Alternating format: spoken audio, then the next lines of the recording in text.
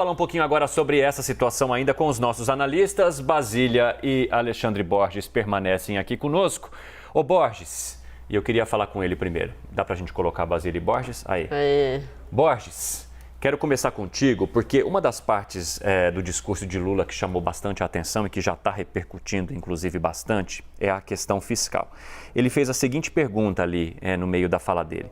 Por que as pessoas precisam sofrer para garantir a segurança fiscal nesse país? Como se uma questão tivesse separada da outra na busca por um país melhor. E não estão, né? Não estão, Evandro. Na verdade, isso é um erro clássico.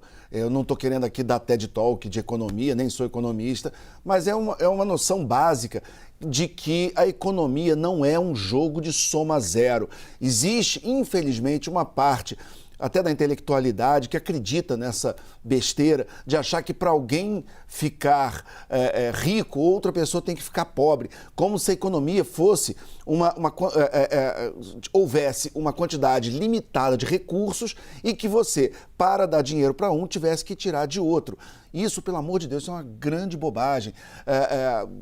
O mundo praticamente não cresceu até a Revolução Industrial, até o século XIX, cresceu bastante, a economia mundial cresceu 30, 100 vezes, dependendo da conta que se faça, e é possível que você tenha crescimento econômico, porque esse crescimento econômico vai trazer mais riqueza, mais massa de riqueza para o país inteiro, e esse dinheiro possa ser distribuído, ou uma parte dele. Eu me lembro até que antigamente, quando eu era garoto, tinha essa história de que não se pode aumentar a torta para depois dividir, e não é isso, não tem essa conta. Nós precisamos fazer as duas coisas. Nós precisamos facilitar a produção, facilitar a criação de empregos, facilitar com que a economia e a iniciativa privada se desenvolvam, porque elas vão trazer riqueza, e essa riqueza é que poderá ser distribuída. Essa ideia de que são incompatíveis o crescimento econômico, a responsabilidade fiscal, que foi um ponto onde Lula tocou explicitamente. E ele parece que não, infelizmente, essa lição talvez não tenha aprendido, de que quando você tem um país, como a gente teve no Brasil nos anos 80, onde você tem uma economia desarranjada, onde você tem uma economia com hiperinflação, com moratória, quem mais sofre é o pobre. Quanto mais pobre, menos condição ele tem de se proteger de uma economia quebrada, de um país quebrado. O rico sempre vai ter um jeito de se proteger. Ele bota o dinheiro fora ou ele mesmo vai para fora, ele dá um jeito.